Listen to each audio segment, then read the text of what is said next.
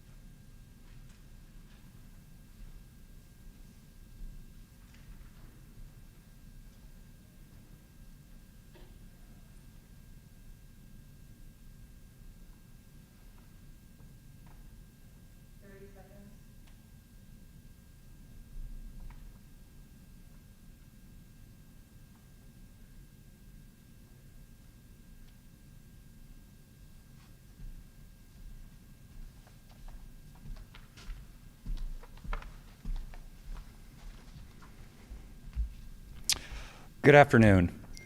My name is Ben Rogers, and I am chair of the Linn County Board of Supervisors.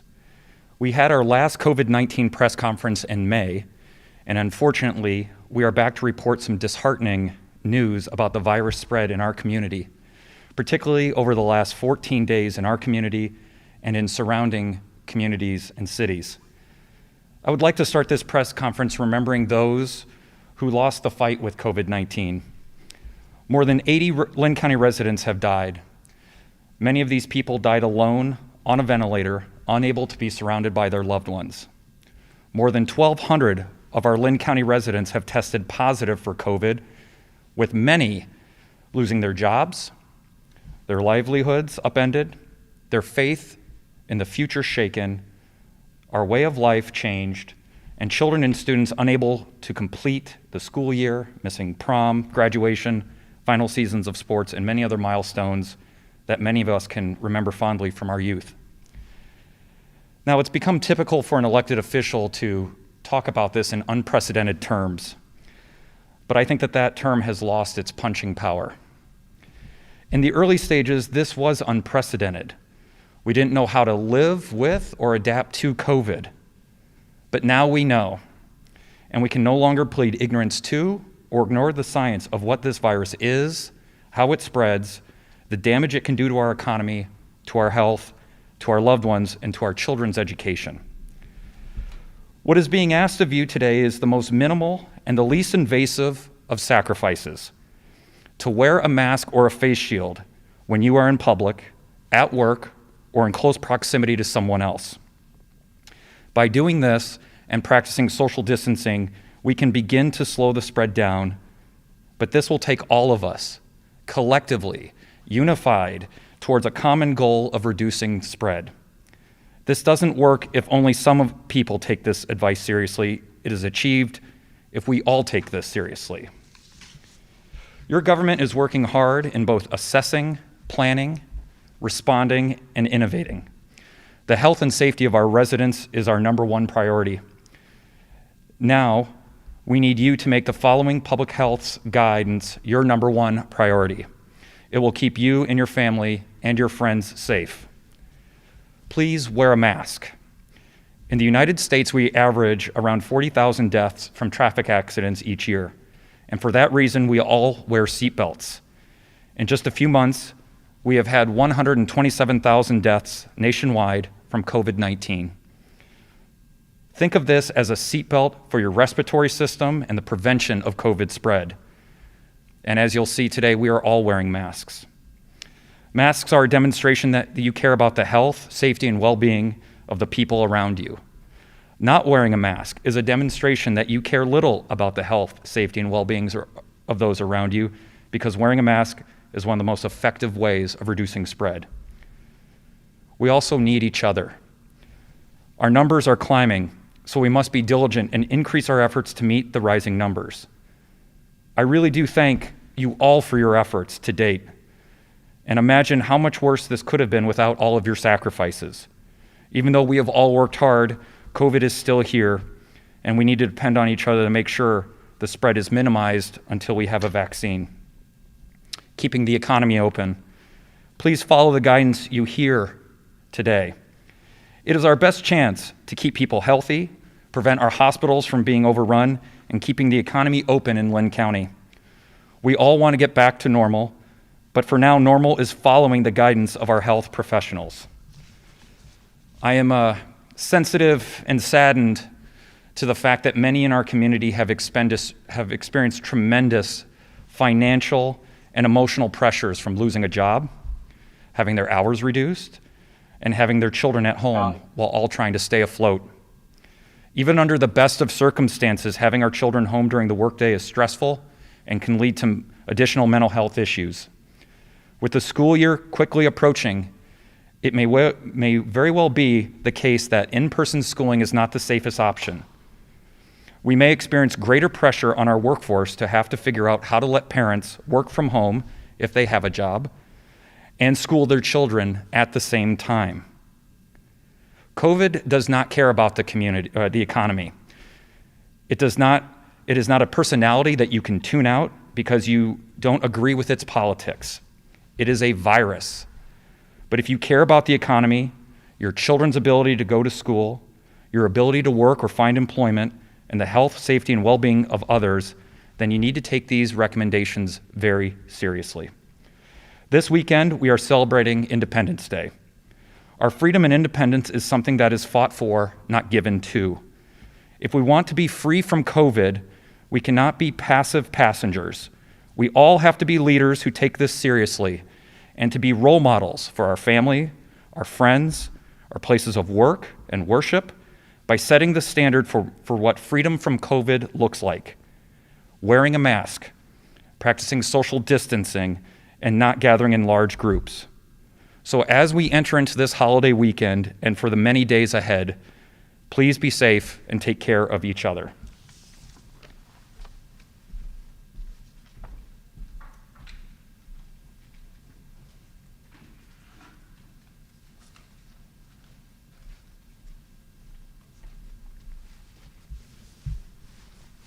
Good afternoon. Dr. Tony Myers. I'm the Vice President of Medical Affairs at Mercy Medical Center. It's been a few months, or certainly quite a few weeks. It seems like it's been a lifetime. I'm going to start by giving an update of where the hospital is. And Dr. Arnold at Unity Point and I still communicate every day. The hospitals are in similar situations. Essentially, you may remember when we had our worst surge towards the end of April, we were averaging between 8 and 14 critically ill patients with COVID a day in the intensive care unit at Mercy. That number decreased. That lasted for the better part of a month. That number then decreased to about half that many. And then the last time I was here, we were averaging closer to 4 a day. And over the last couple of weeks, it's gone down to 2. So the hospitals right now are both in similar situations as far as hospitalized patients, and we certainly have a lot of capacity. In fact, both hospitals decreased some of their ICU capacity that they had built because we basically overshot by about 3 times as much as we needed, which was a good thing.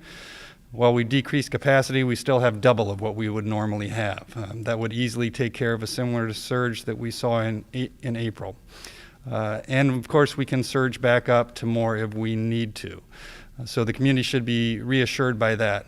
Also, our understanding of COVID from a medical standpoint has evolved over the last couple of months. Providers across the country and locally have found slight different ways to take care of COVID patients. It's a very unusual disease. You have pulmonologists, lung experts that have worked with lung diseases for decades, and COVID is different. It's really severe, but there are slightly different ways and techniques that they're using to care for these patients, and part of that is actually trying to use every type of support and positioning that you can to avoid putting somebody on a ventilator. Once you get on a ventilator, it's extraordinarily difficult to get off. Obviously, we still need to put some people on ventilators, but there's other ways to support them, and that's been a shift in treatment for the better. Also, both hospitals have access to the newer, proven, safe, beneficial medications, including remdesivir and convalescent plasma. Both hospitals have used these medications. The plasma is where somebody has had the disease and has recovered, developed antibodies, and then we can harvest those antibodies and give them to a critically ill patient. Again, these things help, but at the end of the day, this is still a battle that has to be borne by the patient. They need to fight this virus off on their own, and we are primarily put in a position of supporting them the best we can.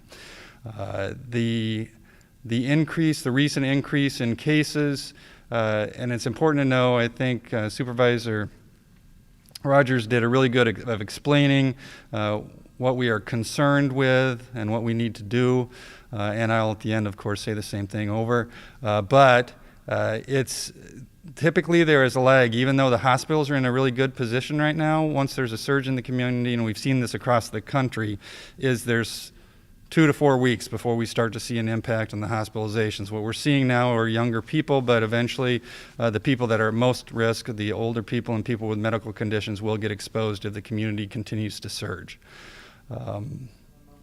Hospitals continue to screen all patients, visitors, and staff at entry for symptoms and fevers. And we are all required to wear masks, and visitors are required to wear masks and limit movement throughout the hospital. Because of these safety precautions and the current incidents in the community and how the hospitals are doing right now, we've been able to loosen the visitor restrictions, which have been incredibly tight and I know difficult for everybody. That said, there are still restrictions, and if the incidence in the community increases, we may have to tighten visitor restrictions again. But because of all those screening things that are in place and the masking in the hospital, really, hospitals remain one of the safest places to be. And they continue to provide emergent and non-emergent surgeries and procedures. This is a very important point. There was a tendency, especially during the surge, for people to avoid going to the hospital at all costs. This included not going to the hospital when you should for symptoms that suggested something emergent, like a heart attack or a stroke. This happened across the country. This happened right here in Cedar Rapids. There was loss of life because of it. And I want to strongly impress on people that if you're having concerning symptoms, please go to the hospital, go to the emergency room. If you think you're having a heart attack or you think you're having a stroke, the hospitals are a safe place to be. We're one of the safest places to be right now because of what we're doing. And then the last point, again, is similar to what Supervisor Rogers was saying. At this point, one of the things that's incredibly clear is that what we have done, or what everybody has been doing to different extents across the world with hand washing and social distancing and masking, works. It's not a question of whether it works or not. It works.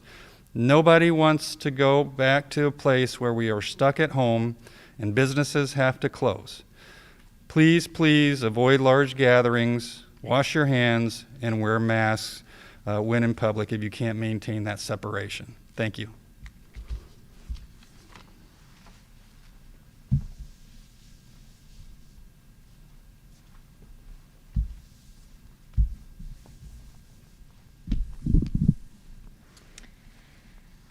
Good afternoon. My name is Heather Metter, and I am the supervisor for the Clinical Services Branch at Linn County Public Health. I am here today to provide an update on COVID-19, as there has been an increase in the reported number of cases in previous weeks. The number of average cases per week have increased from 35 cases the week of June 7th to 101 cases the week of June 21st. This is a 191% increase in total cases reported per week. We are concerned about the increase in average cases reported, especially as we near the July 4th holiday, where traditionally people gather to celebrate with family and friends. COVID-19 is still here, and it's still spreading within our community. The increase in cases that have been reported are linked to community spread, which means the person cannot identify where exposure occurred. We are seeing an increase in cases among people aged 18 to 25, and due to the increase in reported cases and community spread, Linn County Public Health recommends all of our residents to take measures to maintain a physical distance of 6 feet between yourself and others. Wear a cloth facial covering when physical distancing is not possible, and practice the 3 C's, which are to clean your hands often with soap and water or hand sanitizer, cover your coughs and sneezes, and contain your germs at home when you were sick. No matter how mild the illness, you should stay home when ill. These safety measures are critical to protecting our community. We know many young adults are resuming activities that lead to community spread of COVID-19, such as visiting crowded bars, attending parties, backyard gatherings, and planning pub crawls and other large downtown events. Previously, when social gatherings were more restricted, most Linn County cases were among older adults. Since reopening, there is a false sense of security that life can go back to normal. However, we are still in a pandemic, and life is not back to the way it was before COVID-19. Since reopening, cases have increased partially because young adults are gathering and not following social distancing or wearing a cloth facial covering.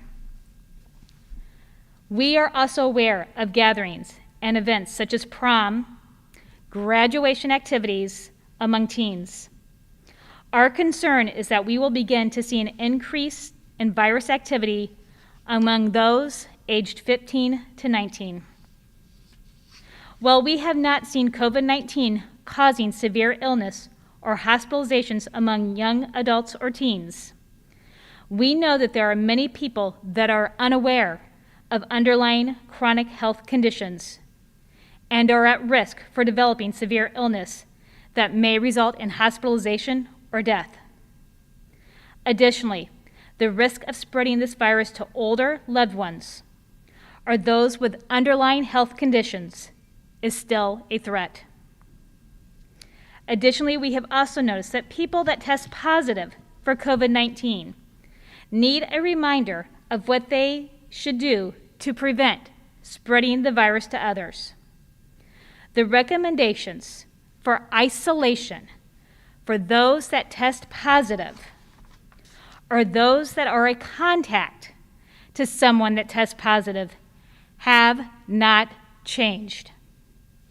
If you have tested positive for COVID-19, you must self-isolate until you've had no fever for at least 72 hours, which is a full 3 days of no fever without the use of fever-reducing medications, and other symptoms have improved, and at least 10 days have passed since symptoms first appeared.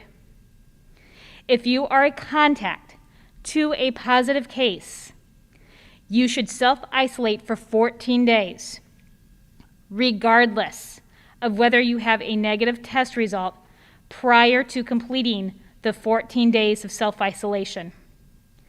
The incubation period for COVID-19 is 14 days.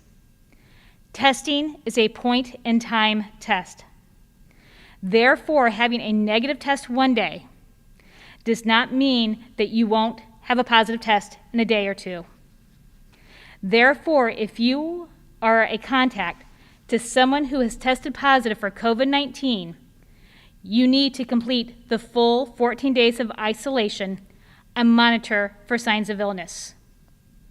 We do encourage all contacts to individuals positive for COVID-19 to receive testing, so that if you are also positive, we can follow up with those that you may have unknowingly exposed. Testing does not change the need for contacts to self-isolate for 14 days.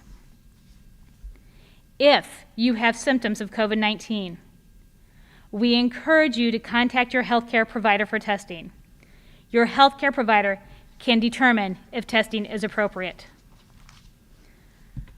Recovery guidance for those that test positive changed to 28 days per Governor Reynolds. This is linked to the classification of cases and does not change the recommendations for individuals that have tested positive for COVID-19. We continue to work with our partners to respond to the COVID-19 pandemic. We are working on guidance for schools that will be opening, and we plan to share this at the end of the week. This marathon has not come to an end. We need to put some of our wants and our desires aside to protect our families and community. Please follow our recommendations to limit the spread of this virus, such as maintaining a physical distance of 6 feet between yourself and others, wearing a cloth facial covering when physical distancing is not possible. These are proven strategies for the prevention of spreading this virus. Thank you.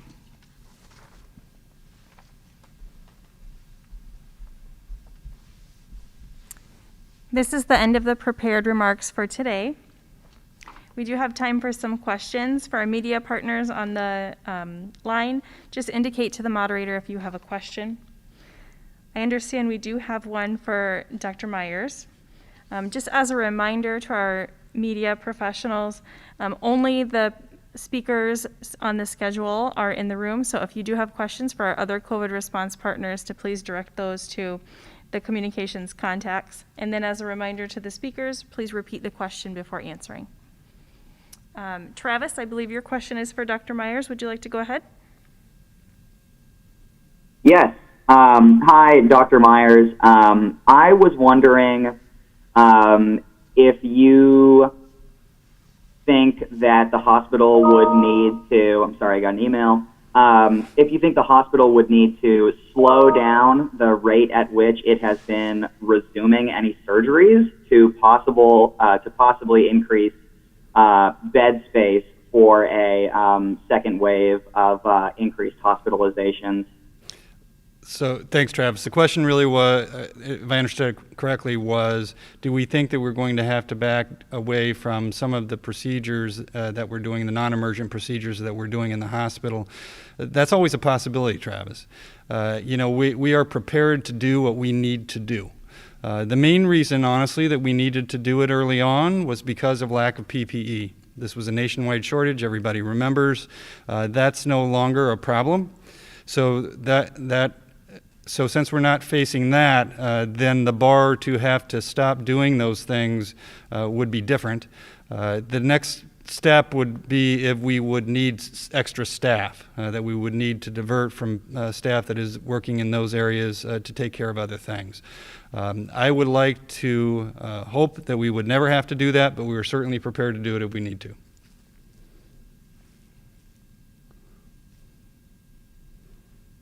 Any other questions? We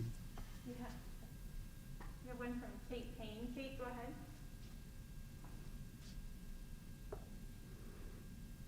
ahead. Okay. Thank you. So this is for Ms. Metter and or Supervisor Rogers. We're seeing communities across the country mandate the use of masks, whether that's at the local level or the state level. It's our understanding from the state attorney general's office that locals don't currently have that legal authority. But I'm curious if you all think local communities should be able to do that, and if the governor should take action to facilitate that.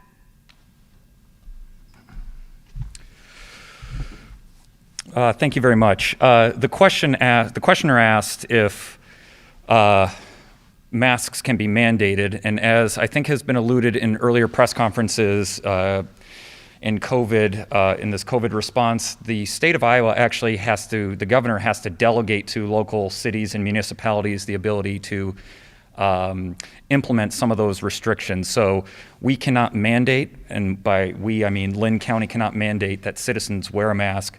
However, when Linn County opens to the public by appointment only for our buildings, every citizen will be required to wear a mask, and if they don't have one will be provided to them. I would encourage all businesses to do similar, that they require their patrons to wear masks, and if their patrons do not have masks, that they provide disposable masks. This is how you reduce the community spread. And as an elected official, someone who has to oversee the health and well-being of both an organization and the citizens you represent, you wish you had every tool at your disposal. There are other states whose cases are declining because they took more extreme measures than the state of Iowa has.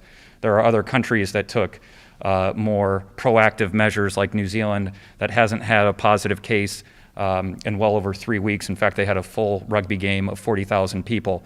There's ways to do this, and that includes requiring people to wear masks. Unfortunately, we do not have that here in Iowa, and I would wish anyone who does travel out that they do wear a mask or a face shield. It does demonstrate that you care about the people around you and the people that associate with those that you care about. And certainly when you enter into a Linn County building, you will be required to wear a mask, or we will provide a service to you differently if you are unable or unwilling to wear a mask.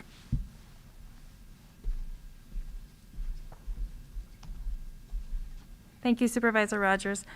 Kate, did you have any other questions? Otherwise, we will move to Isabella. I think I'm good for now. Thank you. Okay, Isabella, go ahead with your question. Okay, thank you. My question is for Heather. I was wondering how Linn County Public Health is doing with contact tracing, especially with the increase in cases. I was wondering how many employees does Linn County Public Health have that are focused on contact tracing, and if this is a number you're comfortable with. Thank you, Isabella. So the question is in regards to contact tracing and if Linn County Public Health has enough contact tracers and if we're comfortable with that. Linn County Public Health is extremely fortunate that we were able to have 2 full-time contact tracers added to our team. These are CDC Foundation employees. So they are now part of our team, and their job is to work on contact tracing and our COVID-19 response. So we are very fortunate to have these 2 additional people. Besides having these 2 additional people, we also have onboarded several contract employees. Many of these are students with the University of Iowa College of Public Health, plus other individuals within our community. So at this time, we have been able to follow up with every single case of COVID-19 within Linn County. At this time, we are very comfortable with the number of contact tracers we've had. We do follow up with all individuals from the time of diagnosis through the time of recovery, and we have been able to stay on top of that. However, we will see what the future brings. We do not have a crystal ball. Once school starts, once colleges are back in session, those numbers could dramatically increase, and then we will need to reassess our staff pool. But at this time, we are very comfortable, and we are able to meet the needs of our community. Any other questions, Isabella? No, that answered it. Thank you, Heather. Great. Thank you.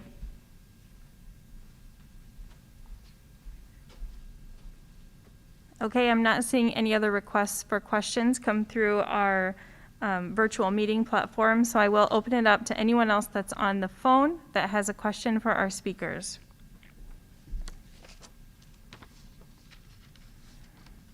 All right, hearing none, this will conclude our press conference for today. Thank you for joining us for these important updates regarding COVID-19. We will hold press conferences as needed, but do not have another one scheduled. We do encourage everyone to visit linncounty.org/COVID-19 to receive information and also access through our social media channels. Traditionally, in previous press conferences, I provided Linn County metrics to date. So in honor of tradition, I'll do that again. Linn County currently has 1,233 cases, 1,034 individuals have recovered, and there have been 82 deaths of Linn County residents. As a final reminder, please practice physical distancing by maintaining 6 feet between you and another person, and wear a cloth face covering. Stay home when you're sick, and wash your hands often and cover your coughs. Thank you.